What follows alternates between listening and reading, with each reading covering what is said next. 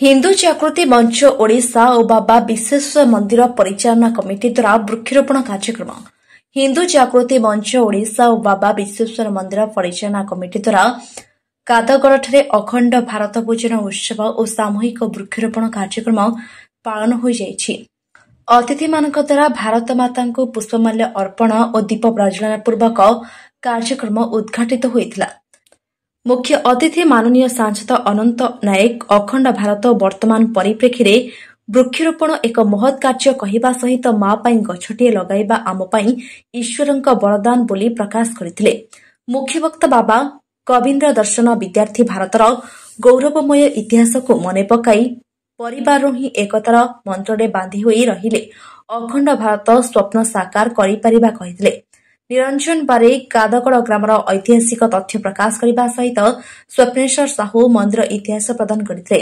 विशिष्ट शिक्षाविद नीलमणि साहू सभापतित्व करते। अन्यतम अतिथि उप वनपाल सुरेन्द्र हेम्ब्रम, हिंदू जागृति मंचर जिला संयोजक दुर्योधन महंत, मंदिर सदस्य भजकिशन नायक मंचासी नथिले। समस्त अतिथि मंदिर प्रांगण में वृक्षरोपण करने सहित हिंदू जागृति मंचर एपरी काम को प्रशंसा करते। स्वयंसेवक देवराज आचार्य अतिथि परिचय और मंच परिचालना करते। ଏହି ଉତ୍ସବରେ କଡ଼ଗଡ଼ ଗ୍ରାମର ମା ଭାଇ ଓ ଭଉଣୀମାନଙ୍କ ଦ୍ୱାରା 1000 ବୃକ୍ଷରୋପଣ କରାଯାଇଥିଲା। ଜିଲ୍ଲା ସହ ସଂଯୋଜକ ନିରଞ୍ଜନ ପଲେଇ ଧନ୍ୟବାଦ ଅର୍ପଣ କରିଥିଲେ। ହିନ୍ଦୁ ଜାଗୃତି ମଞ୍ଚ ଓ ମନ୍ଦିର କମିଟି ସଦସ୍ୟ ତଥା ପ୍ରତାପ ଛଡ଼ା, ଲକ୍ଷ୍ମୀଧର ନାୟକ, ମିଲନ ନାୟକ, ସୁଶୀଲ ନାୟକ, ରଞ୍ଜିତ ସାହୁ, ସୌମ୍ୟ ସାହୁ, ମନୋଜ ସାହୁ, ବିକାଶ ସାହୁ, ସତ୍ୟପ୍ରିୟ ମହାନ୍ତ, ବସନ୍ତ ମହନ୍ତ, କମଲୋଚନ ମହନ୍ତ, ବିଜୁ ଅମାତ ସହଯୋଗରେ କାର୍ଯ୍ୟକ୍ରମ ସୁଚାରୁରୂପେ ପରିଚାଳିତ ହୋଇଥିଲା।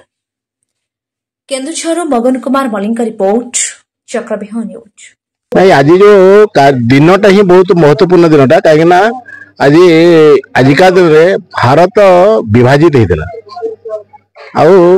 तेणु यही भाया दिन में हिंदू जागृति मंच तरफ आज कादगढ़ भारत माता अखंड भारत पूजन दिवस एवं ता सहित जोटा कि बर्तमान सारा पृथ्वी में सबुठ अलार्मिंग स्टेज अच्छी माने सब आज सारा विश्व जोटा विपदटा ग्रासी माननीय प्रधानमंत्री जो घोषणा करते माँ वृक्षटे आज गाँ वाला सब मिसिक आज ये गछ लगे प्लांटेशन कर तेणु हजारे गछ को आज प्लांटेशन करने सहित भारत माता अखंड भारत माता पूजन होती जहाद्वारा कि साधारण लोक मैंने आमर देश विषय जानले अखंड भारत विषय जानले वर्तमान देशर विश्वर परिप्रेक्षी में आमर देश में बर्तमान जो कम चलती माननीय प्रधानमंत्री आदेश जो कम चलती अन्य सोशल ऑर्गेनाइजेशन कम चलता हिंदू जागृति मंच मध्यम ये गाँ वाला सब मिसिक गाँव हिंदू जागृति मंच कार्यकर्ता मंदिर छिड़ा होती मंदिर कमिटर समस्त लोक मैंने गाँव समस्त लोक मैंने मिसिक आज महत् कार्य करते। आज जो कार्यक्रम है आज गोटे महत्वपूर्ण दिन आम जो भारत वर्ष को आज देखुं ये भारत वर्ष अगस्ट 14 तारीख दिन खंड विखंडित होता 3 भाग होता एवं आम से जो पूर्णांग भारत को मन पकड़ाई ये अखंड भारत पूजन दिवस आउ जोगी अरविंद वाणी अनुसार निश्चित भाव दिने विखंडित भारत वर्ष आउ थे अखंड भारत हम से स्मृति को मन रखा एवं पुणी पुनर्बार भारत माता कि जगतगुरु हम से अखंड भारत पूजन दिवस कार्यक्रम एवं यही भाया दिन में आज सारा पृथ्वी को भयभीत करुवा गोटे विषय हूँ कौन ना ग्लोबल वार्मिंग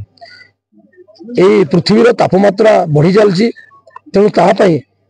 आज एक महत्वपूर्ण दिन में अखंड भारत पूजन दिवस रे आज सामूहिक वृक्षरोपण उत्सव आज हूँ सामूहिक वृक्षरोपण उत्सव रे सबुठ बड़ कथा है जो सरकार को जो माँ गछटे से अभियान